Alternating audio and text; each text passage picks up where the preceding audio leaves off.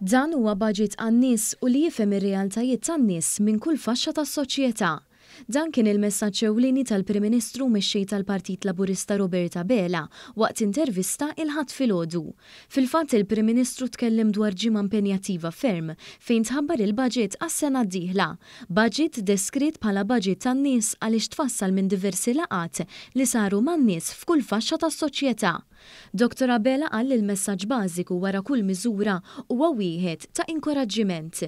Fost id-diversi miżuri importanti li tħabbru, il-Prim Ministru semma l-miżura li tkompli tinkoraġġixxi l-edukazzjoni u li tagħti 500 euro kull sena għal 3 snin lil ġenituri ta' tfal li bdew l-ewwel sena tal-edukazzjoni post-sekondarja tagħhom mis-sena skolastika preżenti. Min din il-miżura sa 3 snin oħra se jgawdu mal-15,000 familja b'nefqa ta' 7.5 miljun euro. Il-Prim Ministru spjega kif se tkun qed taħdem din il-miżura li tagħmel tajjeb ukoll għal tfal li diġà qegħdin fit-tieni sena tal-edukazzjoni post-sekondarja tagħhom. Minsaqsina wkoll jiġifieri jiena għandi t-tifel jew it-tifla propju ċirkostanza kif semmejt inti qiegħda fit-tieni sena. Jiġifieri raħ tieħu xejn tat-tieni sena u qas tieħu xejn tat-tielet sena le. Se tieħu l-500 euro tat-tieni sena, se tieħu wkoll it-tieni 500 euro tat-tielet sena, jiġifieri se tkun qed tirċievi 1,000 euro hemmhekk u jekk tkun irrepetejt it-tieni sena biex nieħu eżempju hemmhekk ukoll inti tkun intitolat għal dan il-pagament. Dr. Bela tkellem ukoll dwar il-mekkaniżmu addizzjonali tal-għoli tal-ħajja li se jkun qed jara tibdil fih danu hekk kif se tkun qed titwessa l-eliġibilità tiegħu biex bekk minnu se jibbenefikaw mal-95,000 familja. Fl-istess intervista l-Prim Ministru aċċenna żjarat man-nies fejn qal li hija xi ħaġa li trid tibqa' għaddejja biex tkompli tiġi mfassla politika bbażata fuq l-esperjenza u l-ħajja tan-nies fosthom l-anzjani.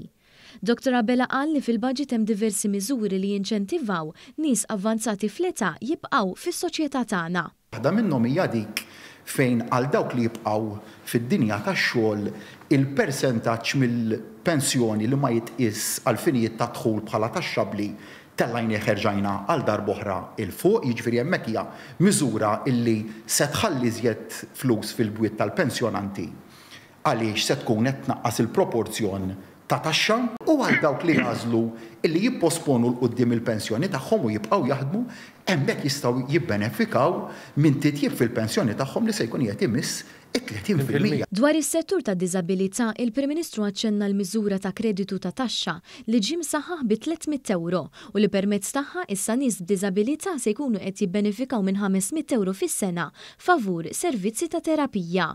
Il-Prim Ministru tkellem ukoll dwar 350 miljun euro li ġew allokati għal sussidji fil-prezzijiet tal-enerġija, filwaqt li spjega kemm ġew ifrankati flus lil familji Maltin fost oħrajn. Nitkellmu li familja tifranka ma' 3,000 euro fis-sena.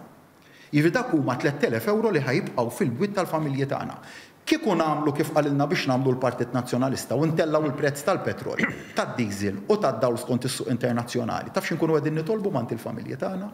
Illi ta' kuljum, ta' kull ġurnata mit-tnejn sal-ħadd kull ġurnata tas-sena. Mill-bwiet tal-familji tagħna aħna nkunu qegħdin nieħdu iktar minn 8 euro kuljum. Fl-aħħar il-Prim Ministru temm jgħid li l-isfidi matul dawn it-3 snin ma naqsux, però pajjiżna dejjem ħataf l-opportunitajiet biex in-nies jibqgħu jiġu inċentivati li jibqgħu jafdaw lil dan il-pajjiż. Sostna li pajjiżna se jibqa' jkollu riżultati b'saħħithom għaliex jemmen fil-kwalitajiet tal-poplu Malti wawċi u fil-kwalitajiet ta' Malta ġusta. Ninċentivaw lin-nies b'dan il-budget biex ikollhom iżjed purchasing power. Bqajna ninċentivaw lin-nies b'tant u tant miżuri biex jibqgħu jemmnu f'dan il-pajjiż u r-riżultati huma dak li kellna f'dawn l-aħħar xhur, dak li għandna issa, riżultati b'saħħithom se jibqa' jkollu dan il-pajjiż għaliex nemmnu fil-kwalitajiet tal-poplu tagħna fuq kollox nemmnu f'Malta ġusta.